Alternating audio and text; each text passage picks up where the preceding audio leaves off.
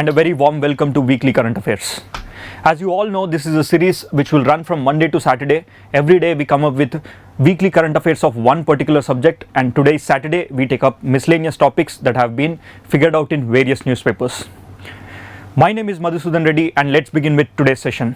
Today we are going to take up few articles that have been figured out in various newspapers. Especially these are those articles which are very much important for the examination but do not fit into any other subject. So that's why as a miscellaneous component we are taking up all of this. But do remember, these are one of the very important topics, and the most likely chances are that these kind of topics can be figured out in your preliminary examinations.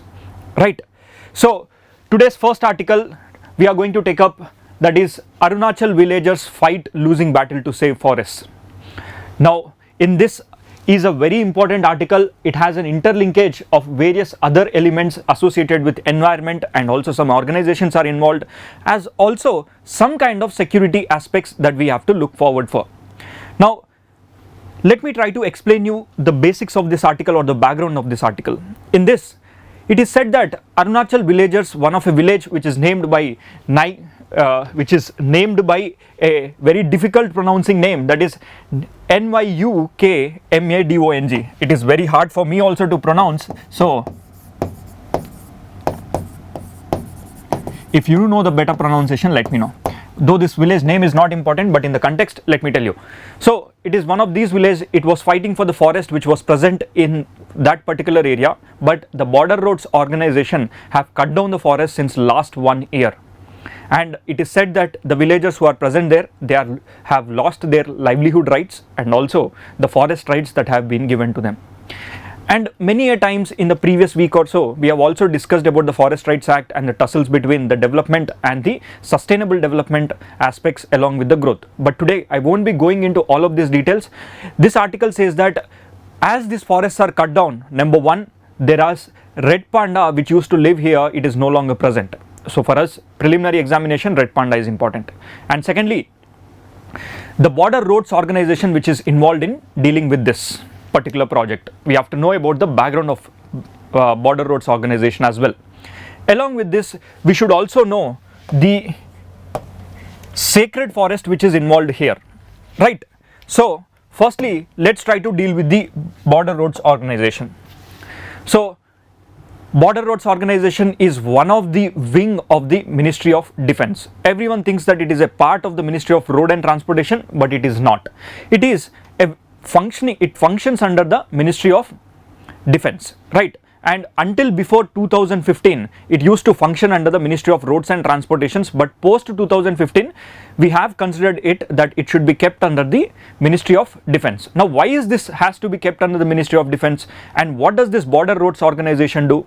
See, until 2015, it used to operate under the Ministry of Roads and Transportation, but we have realized that the construction of roads, especially in the border areas, it includes some kind of strategic aspects as well. Now, when you have the strategic aspects, you need to have good defense as well, right? To give that defense, now the ministry has been shifted to Ministry of Defence.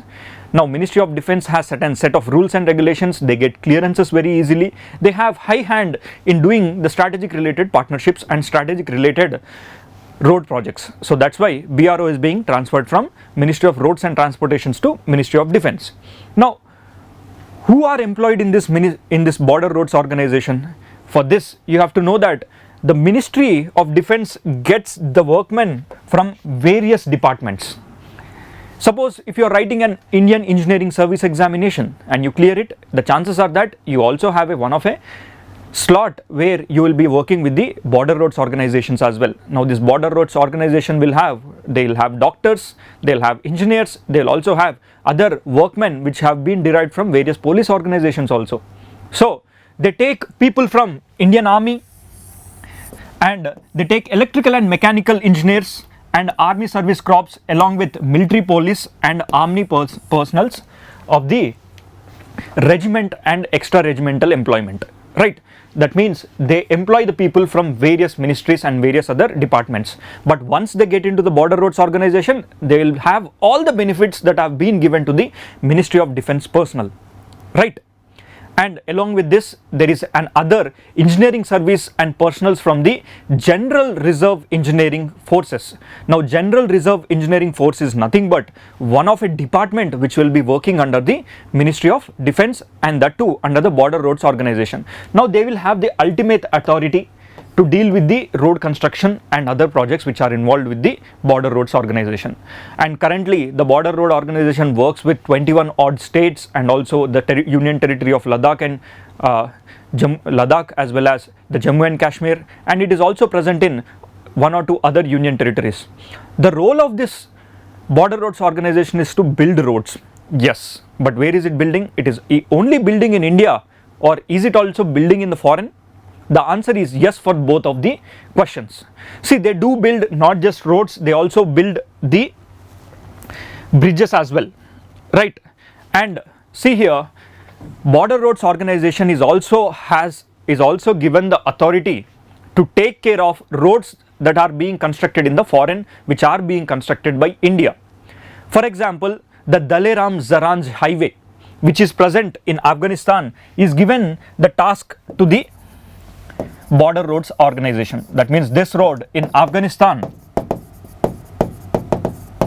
is constructed by Border Roads Organization. Along with this, there are roads that are constructed in Bhutan, Myanmar, Nepal, and some part of the extended regions of China as well. So it takes into account the foreign construction of roads of India. Okay. Along with this, the Farukar and Aini Air Base, which we have it in Tajikistan, that airbase is also being developed and refurbished. It means already we have an airbase there. In that airbase, the construction of roads and other activities are taken up by Border Roads Organization.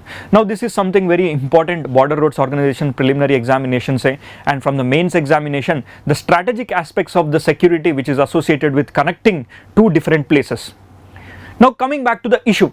The issue in the newspaper, it says that there is a village that lost its complete forest. But why is this Border Roads Organization figured into this village? It simply means to say that this article talks about that this Border Roads Organization is constructing a strategic road which wants to connect Tawang region with the Dirang region, right? By connecting the Tawang region to Dirang region, the BRO is constructing a road as well as a tunnel. Now, when they are constructing this road, they have cleared the forest which is present in that village. Now, the villagers went to the High Court, they have went into the Border Roads Organization, even till the Supreme Court. They did not get any respite, right? So that's the reason why this article is in news. Now, for an examination point of view, we should also know that Sela Pass jo hai, which is present between Tawang and Dirang. Now, this road which is being developed by BRO, the importance for us is Sela Pass tunnel along with Sela Pass. What is Sela Pass? Sela Pass is one of a road which is connecting two different hill stations, that is your Tawang as well as Dirang. Now, Tawang is one region which have been occupied by the Chinese in the year 1962, and after the war we have got it back, right? And always this is a tussle area because the population here is of Buddhists, and most of them, they have their origins and their roots towards the Tibet, right? So in this case, this is a strategic area which we need to protect, right? And we also have Bomdila here, which is also a disputed area between India and China. Still, it is only this pass which connects all three, right?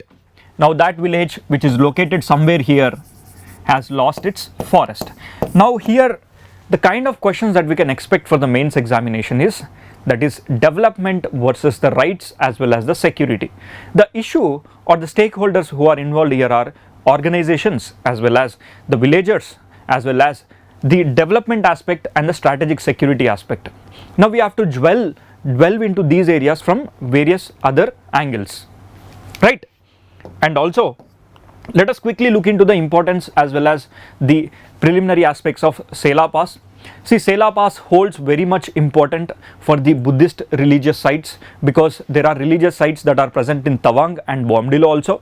People travel from Tawang to Bomdila every now and then. They use this Sela Pass, right? And also there is a big lake that is called as Paradise Lake or also Sela Lake. That lake has some strategic significance. Along with it, it also has religious significance, right?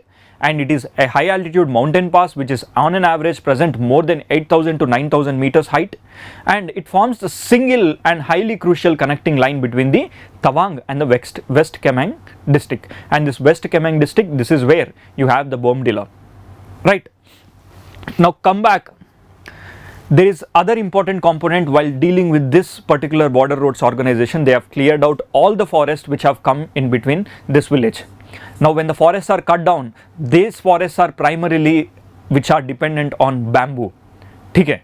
The forests that are involved there are shrublands and grasslands and bamboo forests. So when the bamboo forests have been cleared off, it is this red panda which have moved out from that area, right? So before we move any further, I would like to ask you a question here. If you know the answer, please comment in the comment sections. In which of the following national parks is red panda found? Number 1, it is Namdapha National Park, Nokrek National Park, Balprakram National Park, Kanchenjunga National Park, Neora Valley National Park, and Singalila National Park. So if you know the answer, please comment it down. I did not give any options here, but it is just for a awareness thing that red panda is found in all of these national parks. Okay. Now where are all these national parks present? These national parks are all present in the Himalayan regions, that too in the northeastern region, right? And what is the status of the red panda? The red panda status here, it is endangered. Today on an average there are 2,500 red pandas that are present, and this is one of the important indicator species. Now what do you mean by indicator species? In simple terms, indicator species are those species when the forests are good, they'll live there. When the forests are bad, they'll move out. Now by finding out if you see red panda in the nearby forest of your area in the northeastern, it is a significance that this red panda is present there, and also the forests are very good in condition. Right, now this is called as indicator species. Clear? Now where do they live? They live in the forest and shrublands. Forest which has shrublands along with bamboo. Their primary food is dependent upon, their primary food is bamboo, right? Now since last couple of years the UPSC is going into some niche areas jahan pe they are also asking certain characteristics of these animals. So in this context, let's quickly look into the characteristics of the animal here. I will not spend much time, we will quickly move on to this. Firstly, where do red pandas live? Red pandas in India, they do live on the regions that are present in the Himalayas, which are extending from all the way which into the Nepal and the some northeastern states that extends even into China and into the Myanmar as well. So here you need to know that Nepal, Bhutan, China and Myanmar, these are the countries where you will see red panda. And in India you find most of these red pandas in the Himalayan regions, that too the Himalayan national parks, right? And all of these national parks I have shown you here, right? These are the 6 national parks. It is expected that red panda can easily be seen, right? And one important component here, red panda has an extra thumb. Now why does that red panda has extra thumb? It has that extra thumb because whenever it wants to move from one area to another area, as an evolutionary component it got that extra thumb, right? They can hold more tightly, they can move with an ease when you have that extra thumb, right? Now do they live in groups? The answer is no. They do not live in groups, but they are solitary animals. They keep on moving from one place to another place, and primarily they live on the trees. Now what do they eat? They eat the bamboo plantations and the flowers on the bamboo, right? They also eat the eggs of the birds and small lizards which are present on those areas, right? Coming to the threats that have been faced by the red pandas here you should know the threats are mostly associated with nesting trees. ठीक है, nesting trees, जितने भी nesting trees है in the northeastern region, usually they have been poached or they have been used it for the human purposes, right? Now when you take off those nesting trees which is generally the food of the red panda, when they do not get food, they move out from that area. So while moving out from that area, when they move out, it is generally said that the grassland areas flourish at a greater rate and they degrade by themselves, right? So the biggest problem of red pandas is the loss of nesting trees and bamboo trees in the eastern Himalayas. And in the recent times, there are some organizations like World Wildlife Fund as well as the Ministry of Forest and Climate Change. They have been working with the local communities there to work along with the cattle rearers and other organizations of the local panchayat to take care of these red pandas by not allowing people to enter into those areas where the red panda presence is there, right? Now we also have the Government of India program to protect the red panda, that is Protect Red Panda program. In the recent times, the program has been run in the northeastern region and it is a very successful program. Now how do red pandas use their tail? This is something of a very important and significant thing, that while red pandas move from one place to another place, they do not have that balance, but what do they do is they use the tail to balance themselves, and the thumb, the sixth finger, which it has an extra thumb that it will use, right? This is something of a very unique thing. You can call it as tidbit point. Now geographical habit, I have already told you the population is around 2500 odd species. Status endangered hai, and you already know that red panda has an extra thumb. Looking into the national parks here, Namdapha National Park jo hai, which is present in the Arunachal Pradesh, it is actually the bordering country between India and Myanmar. So this national park acts as a boundary line between India and Myanmar. The tussle here is that the demarcations and the boundaries, every now and then, it is this national park which creates the boundary dispute between both the nations, right? And the second national park which is involved in the article it talks about is Nokrek National Park. It is in Meghalaya, and the other one is also in Meghalaya, that is your Balpakram. Your Nokrek National Park is present here. This is your Nokrek and this is your Balpakram. Along with this, in the Sikkim region Kanchenjunga National Park. Okay. So these are one of the important national parks which will be figured out while dealing with the red panda, right? And our second article which we are going to deal with is the rubber industry. Since the COVID time periods, the industry is facing a downfall. Now why is it facing post-COVID, why the rubber industry is facing a downfall? This is something, an industry, as an industrial aspect, we have to look forward. Number one, there are a couple of articles which have been figured out in the Hindu newspaper as well as in the Indian Express newspaper as well. So let us quickly read the heading here. We got a raw deal, rubber industry and seeks government help to tide over the crisis. So there is a crisis in the rubber industry and they are asking the help of the government, right? Now what is this kind of help which they are seeking from the government? Before we deal with this, firstly you have to know about the characteristics of this rubber industry, okay? And also the growing conditions of rubber, and what are the problems that have been faced by this rubber, that too post-COVID. For this you have to know that during the times of COVID there was a big crisis for the growth of rubber. Why? It is said that usually at the time of COVID the usage of the gloves were almost 100x times. That means before COVID if you are using 100 gloves, and during the time of COVID the demand for these gloves have been increased into 100. That means almost 1 lakh components. Someone who is using 100 gloves, they have been using the gloves of 10,000. So it is very important that during the COVID, rubber industry has flourished. Because of that, the price stabilization was also there and the price was flourishing then. But post COVID, the demand that has been raised during the COVID, there is a drastic fall after the COVID, right? Now it is this rubber industry today, it do not have any price at which they are growing. They are not getting any kind of profits. So this is the stress that the rubber industry is experiencing. Along with that, if you look into the automotive industry, for example, let us take this as a case. In this case, let's consider, okay,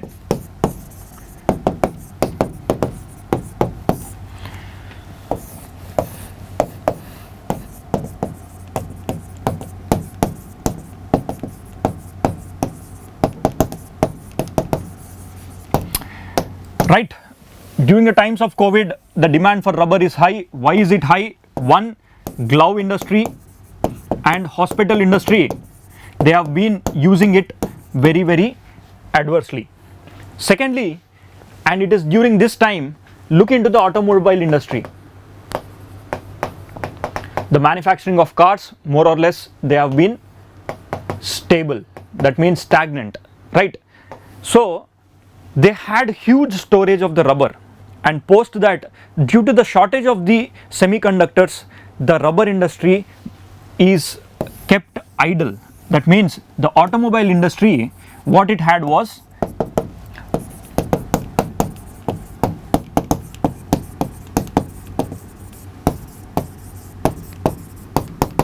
the entire inventory was full, and this inventory which was full during the time of COVID, it is still being used. There are no new orders that have been put forward. Okay, on a holistic scale I am talking about, right? So today the rubber demand has come down. Why it came down? Because the spike which it got during this time period is no longer present. Along with this, India is the second largest consumer of rubber. Along with that, India is also the fifth largest producer and second largest consumer. But in spite of that, India imports 40% of the total rubber. 40% of the total rubber I am talking about for its domestic needs.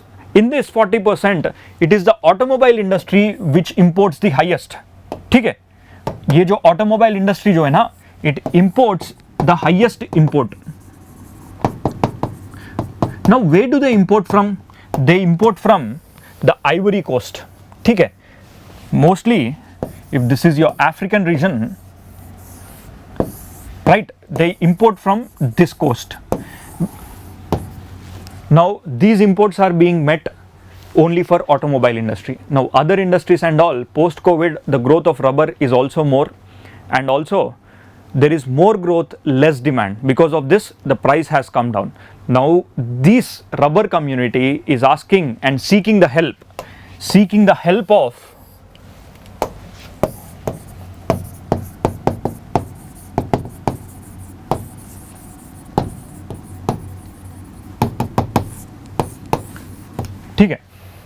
seeking help from government. Now what is this kind of help which they are seeking? They are seeking it for the price stabilization.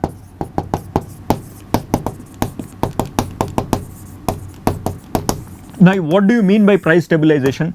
Irrespective of the demand and supply, the rubber industry should get sufficient basic minimum price. That means they have decided that 170 से लेकर 200 की बीच में latex का जो price है per kg, it should be in this format, right? Now this should be the cost. The price stabilization means the price should always be between these two figures. Today the rubber is hardly getting only 120 rupees. ठीक है, 120 rupees means the cost of rubber is very low with respect to the production. To understand this, firstly you need to understand the basics behind the rubber industry and also the rubber growing conditions. Let us quickly go and see what are the rubber growing conditions and how is it different and why is this getting impacted. See, I am pretty sure everyone who is watching this, they are a product utilizing agency, or one or the other way you are using the products of the rubber. Without your knowledge or with your knowledge, rubber is generally extracted from these kind of trees. While you are extracting, the white component which you see is called as latex. Now when you extract this latex, after this n number of trees which will be extracting this latex, from this latex you will extract the rubber, right? Now in this you have to dry this latex and then you have to mold it, rub it, so, and there are sufficient number of byproducts for this rubber as well. What are these products? That also we will see. Now getting back to the growing conditions, rubber generally grows in a growing condition of subhumid tropical conditions. Now what do you mean by subhumid tropical conditions? Anywhere between 25 to 35 degrees and tropical climates होना चाहिए या subtropical climates होना चाहिए, right? Now these are considered to be very tall deciduous trees. Now what are, every year they produce the latex only for few months, not throughout the year, right? And they need a rainfall of minimum 120 centimeters, and it also needs no frost नहीं होना चाहिए, ठीक है? Along with this, they can grow up to a height of 43 or 44 meters. 43-44 meters tak if a plant is growing, that is of a very tall height, and the growing conditions are not very suitable in the across the country. They are suitable to be grown only in Kerala region or in the northeastern region, right? And they also need a soil that is of well drained loamy type of soil. ठीक है. Now conditions, dry spells होना चाहिए. Dry spells means there should be sunny days along with rain. Sunny days again rain. Sunny days again rain. This is the type of conditions which it needs. Along with this, there should be low temperatures. So all in all, it needs a separate set of conditions which hardly we see in India in the Kerala region as well as in the northeastern region, right? Even during the northeastern time period, recent times you will also come across to see the articles that growth of plantations in northeast, which the government has taken up a project that in the next 5 years they wanted to double the growth of the rubber plantations. What they did was the flourishment of the nurseries you got to see in the Kerala. Now why did you see the flourishment in Kerala? It is because the nurseries of the rubber plantations are present in Kerala. All these plantations are now being transported to the northeastern region. So they wanted to double the rubber plantations. But while the government wants to double the production of the rubber, at the same time the government should also take the protection, give the protection to the price of this rubber as well. So for that, price stabilization scheme jo hai na, it is very, very important for us, right? Now let us try to understand the conditions. Once you start to grow a rubber plantation, it is a plantation crop. That means only after 7 years, today you plant the rubber and after 7 years you will get the product. And once it starts to give the product, it will give until 25 to 30 odd years. Now that is the lifetime of one single rubber tree, right? After that, 7 years, every now and then you will get this rubber. Seasonally you will get it. So the farmers who are dependent upon this, they are dependent upon this particular plantation. Now they do not have any other alternative methods where they can switch their crop, right? So if the rubber today is not giving price, can the farmer quickly switch that crop? The answer is no. So they are in a trap, right? The rubber plantation farmers jo hai na, they are in a trap. So to get out of this trap, what they are asking for price stabilization, along with that minimum support price for even the rubber plantations as well, right? Now this is the issue. So usually in India, the highest consumption of rubber is used by the automotive tire manufacturers. After that, it is the hospital industry, right? They are also asking for credit linked subsidized programs. Credit linked subsidized programs means, suppose if I give you subsidy, I am the government and I'll give subsidy to you, along with that the subsidy on the interest rate as well. You as a farmer take money from me, I'll give you at an interest rate of only 2% or 1% per year, right? These are the credit linked subsidy programs. And when you look into the global aspects, the rubber jo hai, Thailand and Indonesia are the two leading rubber production units which are the top in the world, and the next is India, right? And India ranks at 5th position in terms of production, and in terms of consumption it ranks at 2nd. So that's the reason why we import 40% of the total rubber from outside. Clear? And for our examination point of view, there are some tidbit points here. Rubber seeds jo hai, that will be used for the propagation and other seedly activities which can be used in the medicinal areas as well. Secondly, their leaves that can also be used for soil nutrition, and the wood of a rubber is very, very constructive material which will be used in the construction as well. When you come to the latex of the rubber, it is used in all the industries. Today without rubber it is very difficult for an industry to be flourished. And lastly, the bark of a tree can also be used in the medicinal properties. So rubber as a plant has its byproducts, has its ultimate product, that is latex, and then latex to rubber. Today rubber trees are also utilized in the production of paper as well, biodiesel production as well, oil production as well. So it is a tree which has so much of calorific value in terms of its per unit square inch value. ठीक है?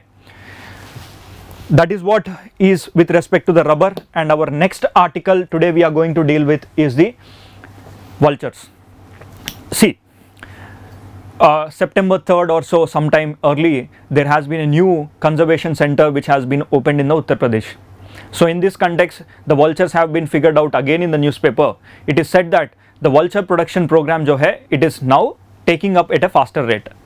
So what is this vulture breeding center program or conservation and breeding centers? It simply means that vultures will be breeded in the conservation center, and after the hatchling is done, they will be put out in the wild. right? Now why do we have to take this protection process very seriously? It is because today there are 4 different types of species of vulture where they are critically endangered. Now what do you mean by critically endangered? It simply means that only less than 50 number of individuals are present in the wild, right? Now what happens if the vulture is extinct in India? Can you comment down in the comment section?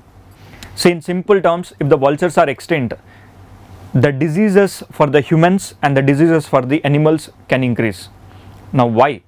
Because vultures are those animals which are also considered to be scavengers. They also eat the dead, they also eat the living. So when an animal is dead, they come and clean, right?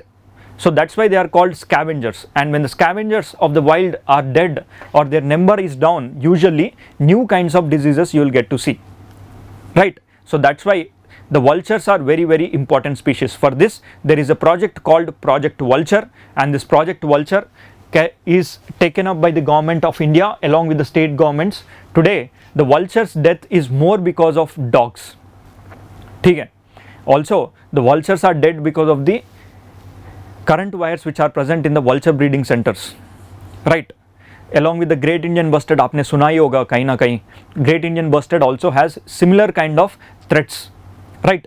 So let us quickly look into which species are critically endangered and what species are present in India. See, in India there are total 9 different types of vultures. Out of all of this, what we have to remember is the 4 critically endangered types of vultures.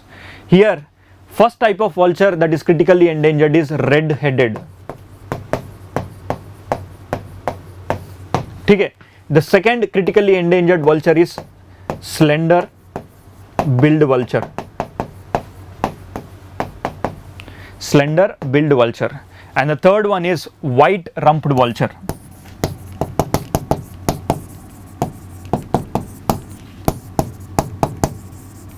The last one, Indian long billed vulture.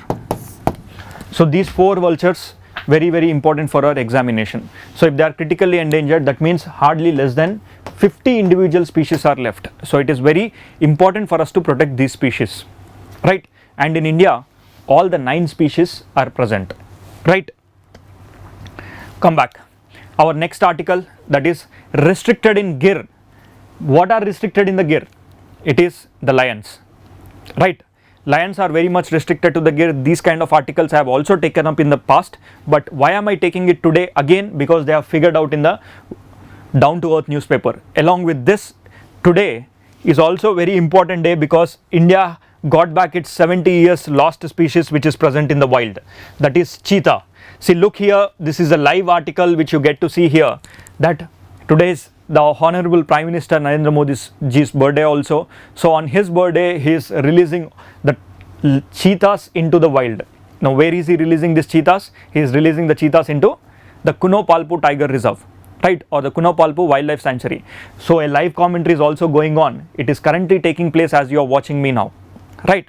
So let's see what exactly is the relationship between the Kunopalpu Tiger Reserve and also the introduction of cheetah program, and why introduction of cheetah is a big problem to lions, right?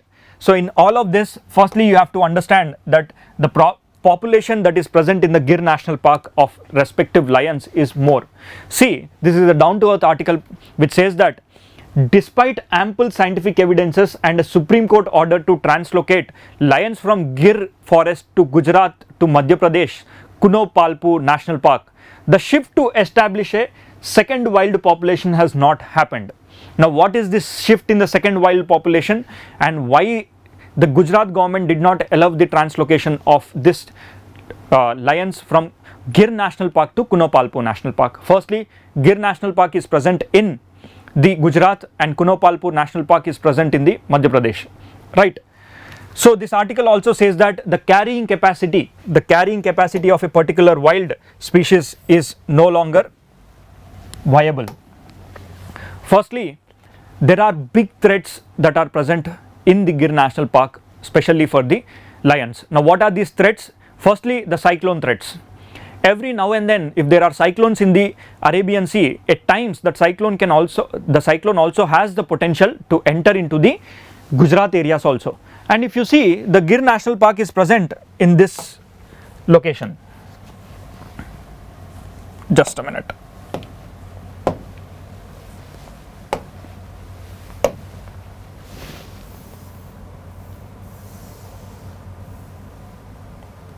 Right.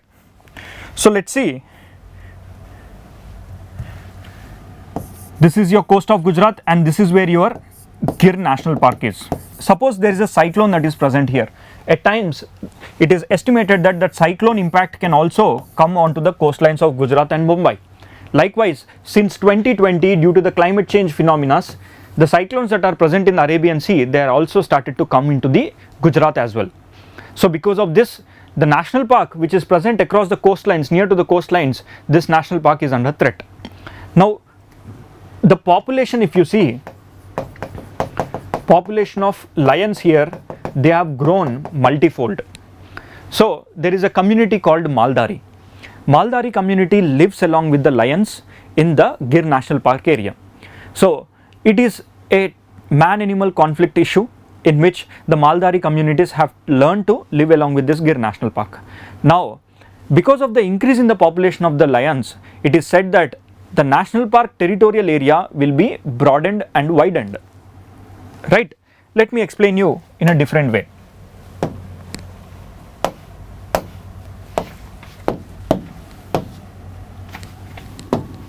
Suppose this is the size of a national park, that is Gir.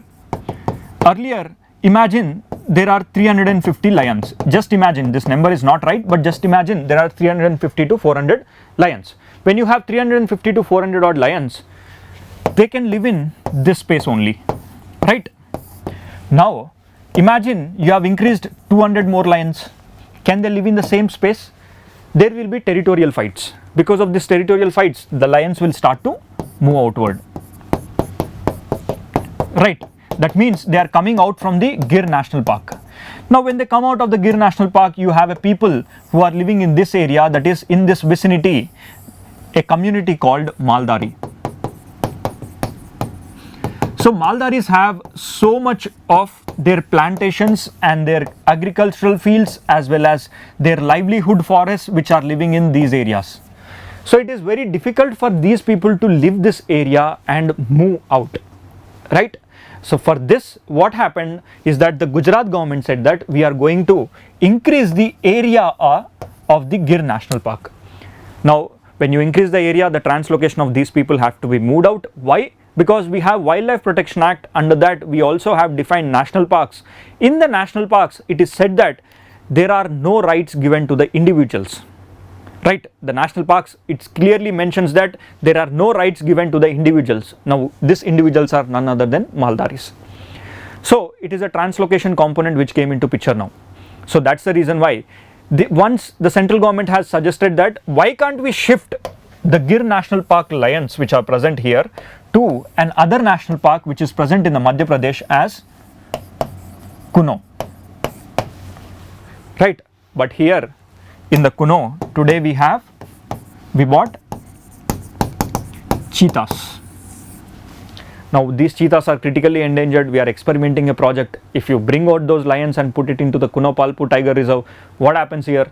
It is estimated that cheetahs can also be under trouble, right? And cheetahs itself is another project which is very, very important for the examination. We bought these cheetahs from Namibia. So today our Honorable Prime Minister is releasing them into the wild. Clear? Now let's see the challenges that are associated with the upcoming issues. Now the biggest challenge here is number one, that is extension of Gir National Park along with versus the Maldari community.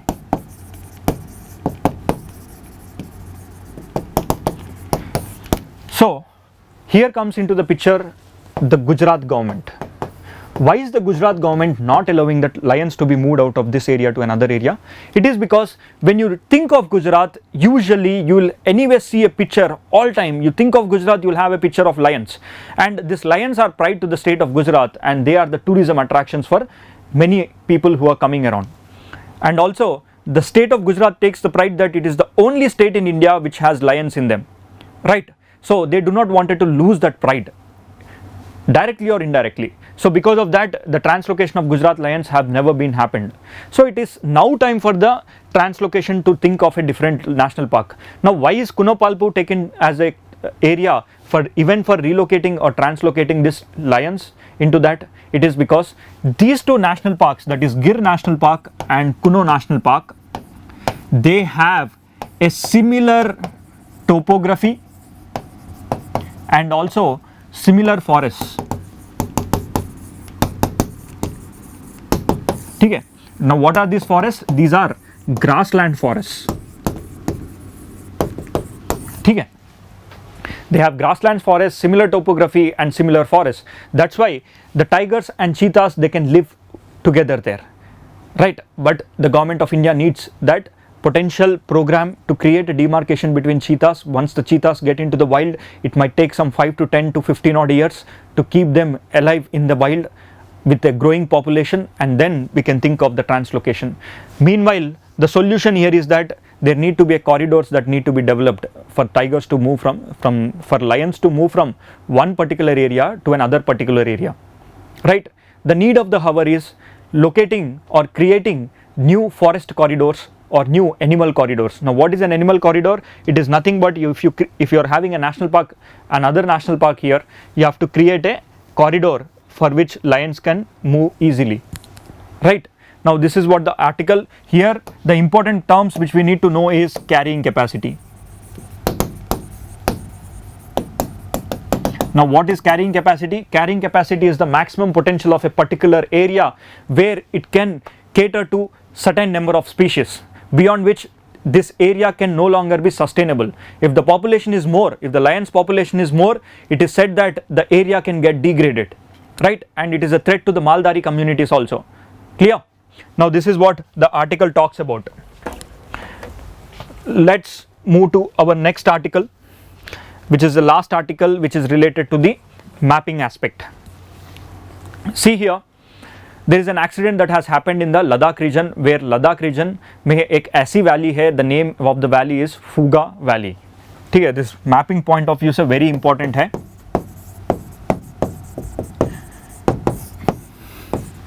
This Fuga Valley, the ONGC has come up with a project to generate a hot spring, which is they wanted to convert that hot spring into a hydrothermal energy. Now what do you mean by hydrothermal energy? Imagine you have an area and this is a lake or a water rich area from which they have a deep down vent from the interior of the earth, where this is your volcanic activity or hot gases that comes out of the particular area, right? And this is your Ladakh. Now when you construct a project here, if you want to construct a project and generate electricity using this hot gases when they come out from the spring, now this is what is called as hydrothermal energy, which is associated with geothermal fluids. Okay, geothermal fluids. Now by using this geothermal fluids, you are generating the energy. Okay. So this kind of project which is being now set up in the Ladakh, right? So while setting up, there was an accident that took place. Because of this accident, there is no injuries, but environmental damage is very, very high there. So this is the first of its kind hydrothermal, sorry, I'm really sorry, it's not hydrothermal, it's geothermal fluid energy, right? And this is what is all about this week's article in the miscellaneous area. And if you do have any doubts, you can also message me regarding these topics here. This is my contact number.